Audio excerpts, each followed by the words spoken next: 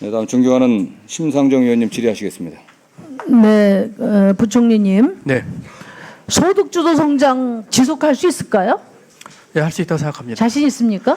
소득주 성장이 뭐 과거에 안 했던 걸 새로 하는 것도 아니고요. 네. 그 내용을 이제 어떻게 패키지해서 이름을 뭐 아까 계속 네, 말씀하신 거 들었습니다. 네.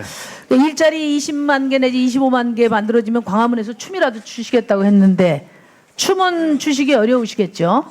지금 상황이. 예, 금년엔 뭐 도저히 안 될 것 같습니다. 예. 네.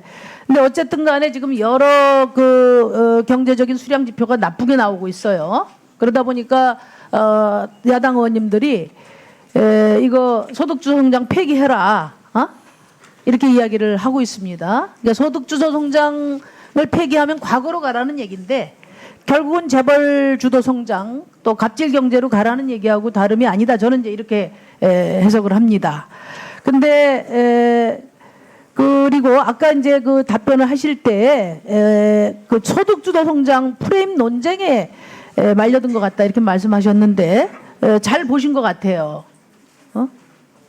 이거는 프레임으로 몰고 가는 것이다 저는 그렇게 생각하는데 문제는 저는 기획재정부가 이런 빌미를 주었다. 그것도 충분히 주었다 이렇게 생각을 합니다.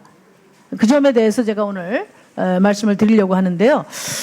우선 저는 이제 이 문재인 정부의 경제정책 기조는 60년 낡은 경제 구조를 바꾸겠다는 것이기 때문에 이게 1년 반 됐는데 왜 가시적인 성과가 안 나오냐 이런 관점에서 비판하는 것이 아니라 문재인 정부가 천명한 경제 패러다임 전환의 기조를 일관성 있게 추진하고 있느냐 이런 관점에서 제가 비판을 드릴 겁니다.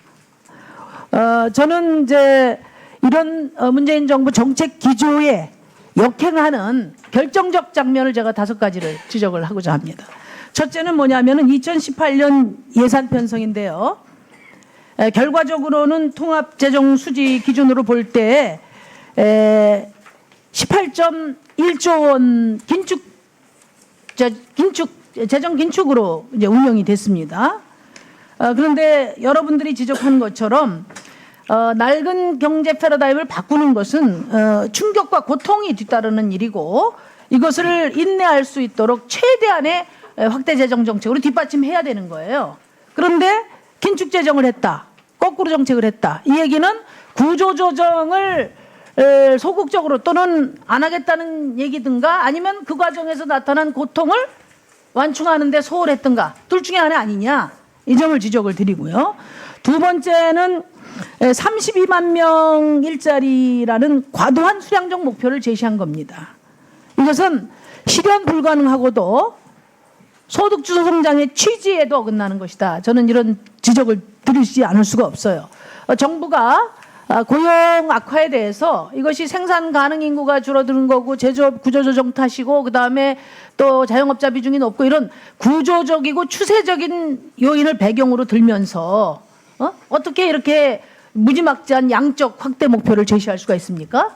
게다가 그러면 그것을 뒷받침할 만한 충분한 확대 재정 정책이 아니라 거꾸로 긴축 재정을 하면서 이거는 저는 이게 도대체 어떤 맥락에서 나온 정책인지 소득주도 성장을 제대로 이해하고 있는지 저는 의문스러워요. 이 정책은 청와대에서 주도했습니까?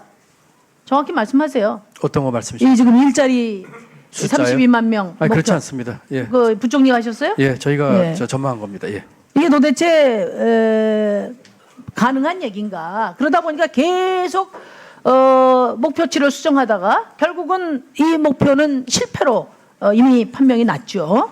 그 두 번째입니다. 세 번째는 2019년 추경 편성이에요. 이거는 글로벌 금융위기 이후에 아주 최소 수준의 초미니 추경이에요. 그때 최저임금 인상 때문에 논란이 많고 자영업자들이 고통을 받고 있는데 초미니 추경으로 오히려 고용 악화를 방치했다 이렇게 봅니다. 그러니까 이례적으로 빠른 추경 편성을 했어요. 4월이면 이게 준비할 기간 한 달 정도 잡으면은 예산 편성한 지 2달 만에 사실은 또 추경 편성을 했는데 3.9조 최소 규모의 추경을 했습니다. 지금 8월까지 24조 초과 세수라고 말씀하셨죠? 예? 예, 그렇습니다. 이 24조 초과 세수를 다 담는 그런 추경을 했더라면은 최소한 그런 균형 재정만 했다 하더라도 한국은행 발표 고용 개수 기준 17만 5,500명, 취업 유발 개수 기준 24만 9,600명 추가 고용이 가능한 상황이었다 이 말입니다. 예?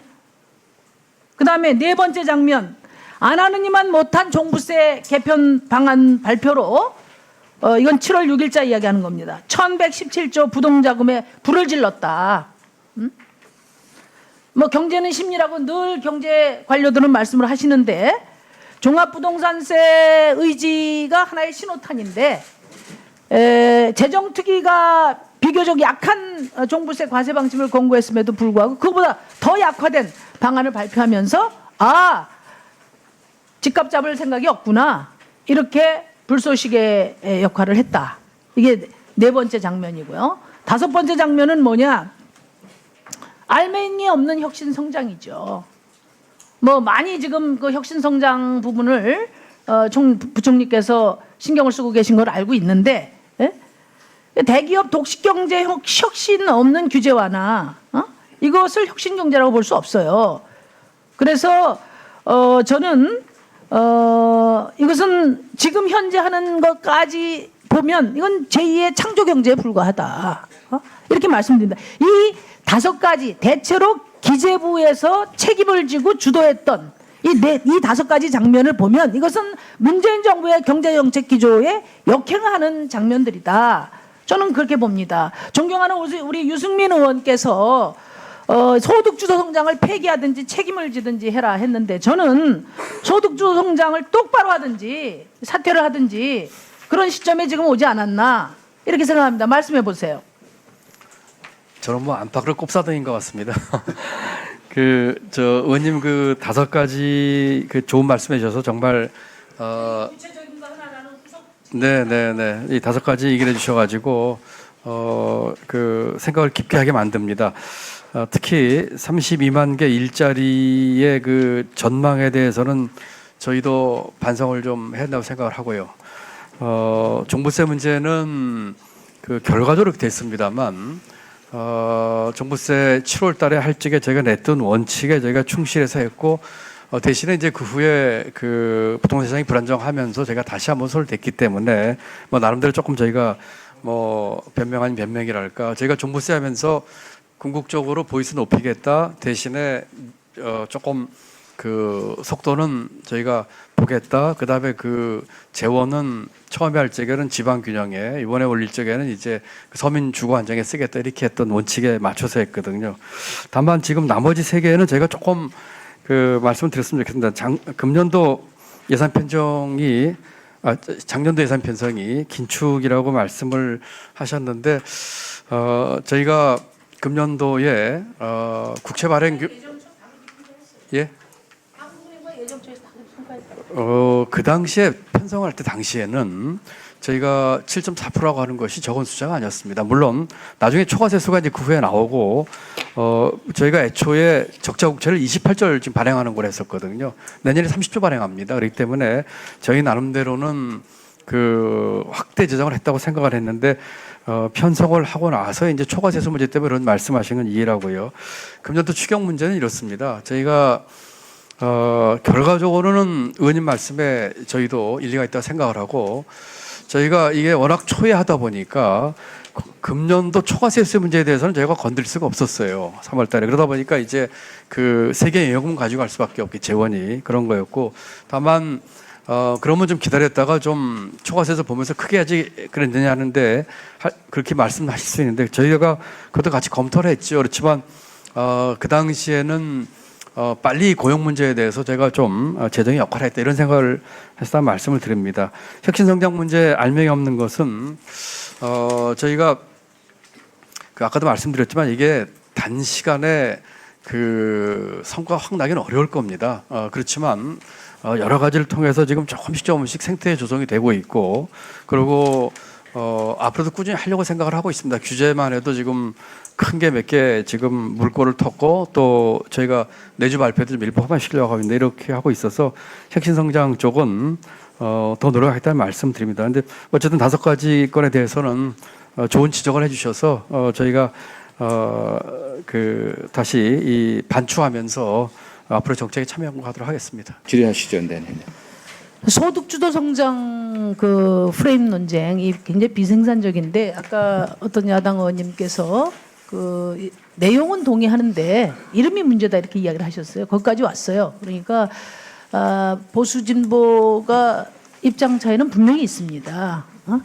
예를 들어서 아까 보수에서는 이제 소득주도 성장을 뭐 좌파 포퓰리즘이다, 또 진보의 성장 컴플렉스다 이런 얘기를 했지만, 또 제가 보기에는 이제 보수는 오랜 세월 동안 성장 제일주의에 매몰돼서 선성장 후분배 이런 원칙을 갖고 있어요. 그러다 보니까 유럽 선진국에서는 1만 달러대 도달한 복지가 우리 지금 3만 달러 시대에도 아직 나중에로 돼 있단 말이에요.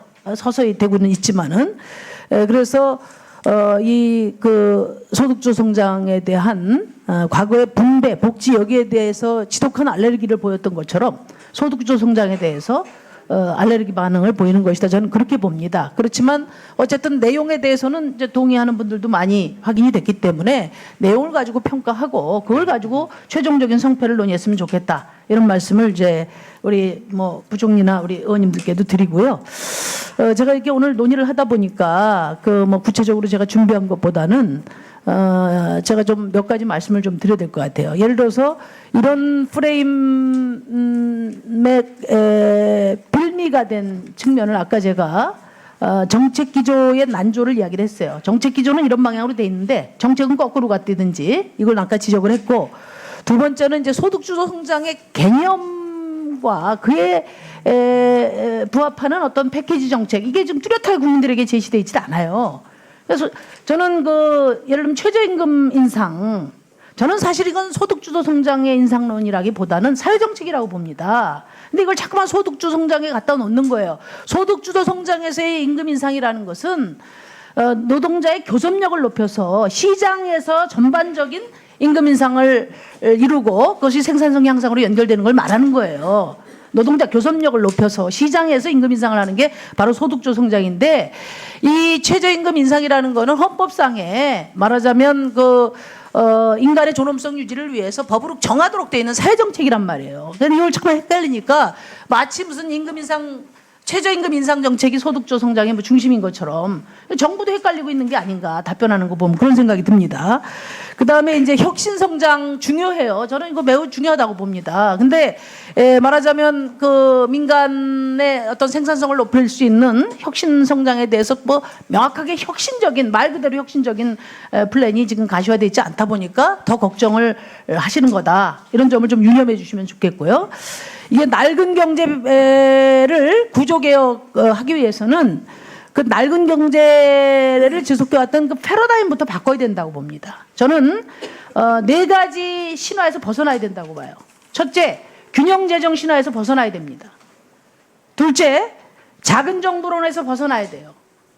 셋째, 완전고용 시장의 신화에서 벗어나야 돼요.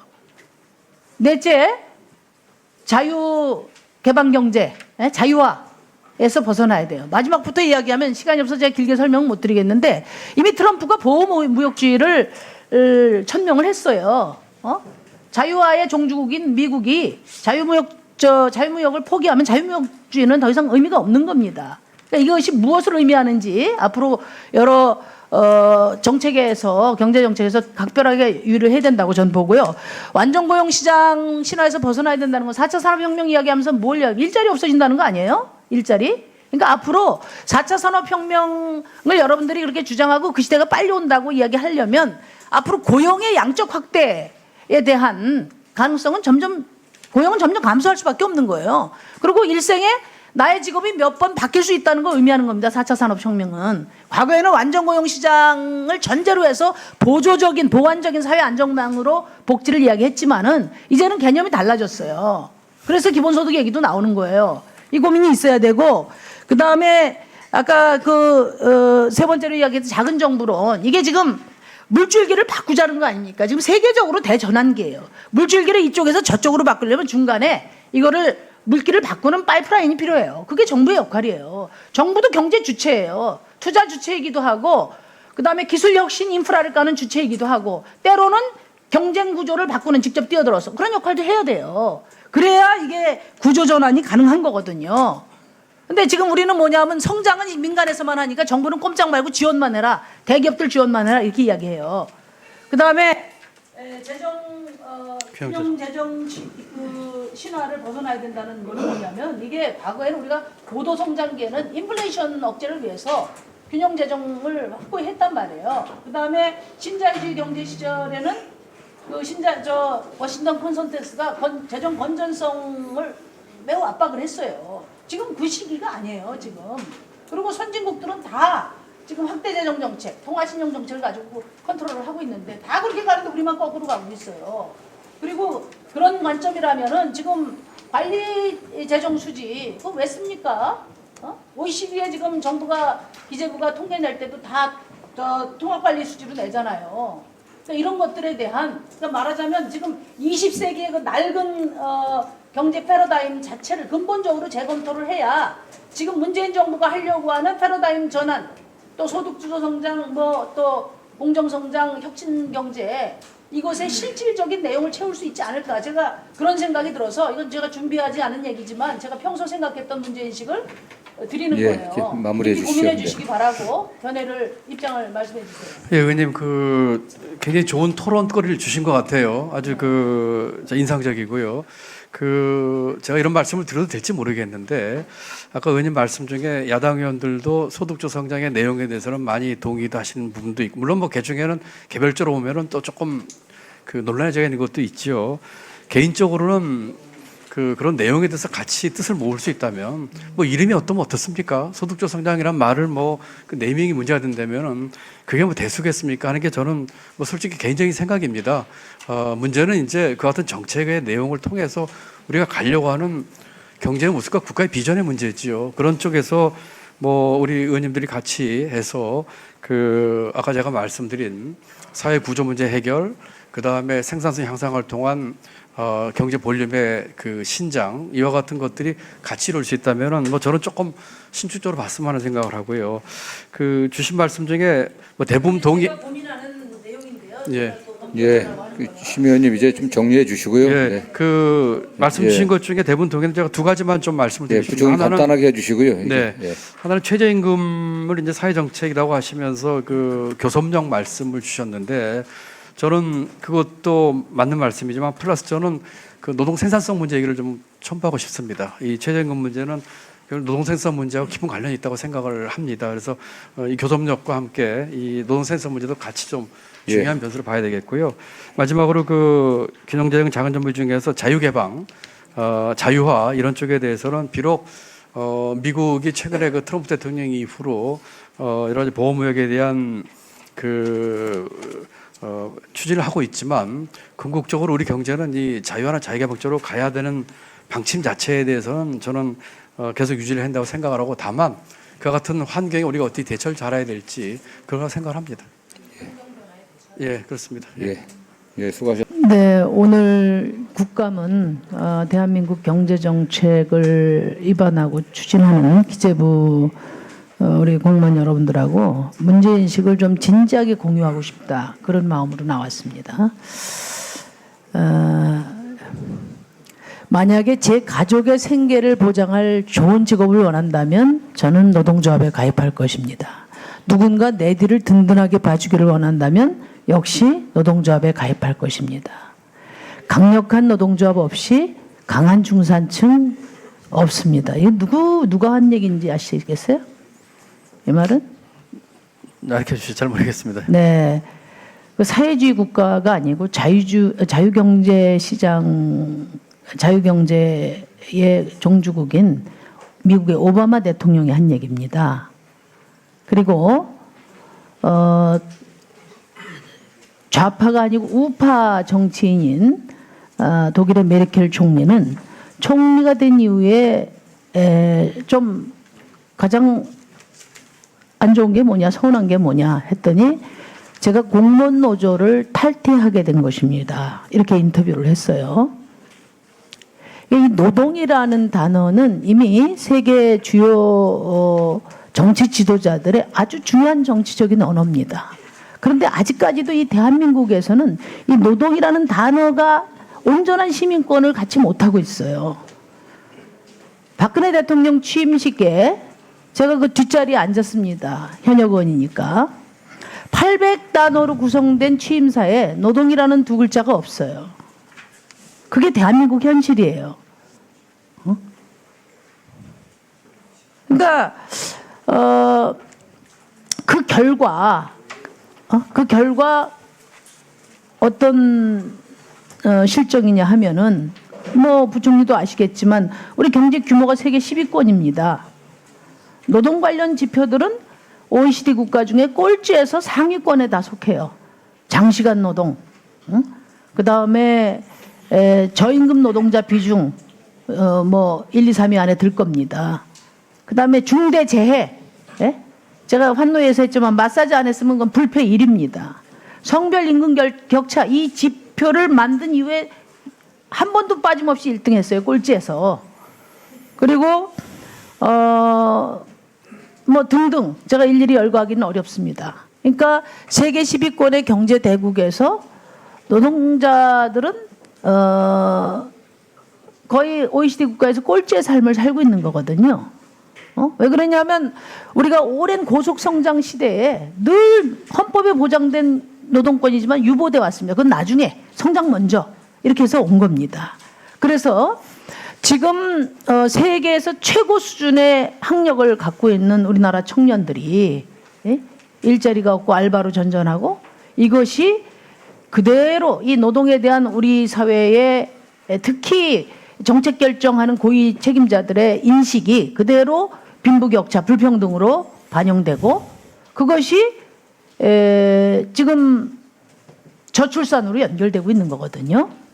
이게 소득주도 성장이 필요한 배경이라고 저는 인식을 합니다. 이게.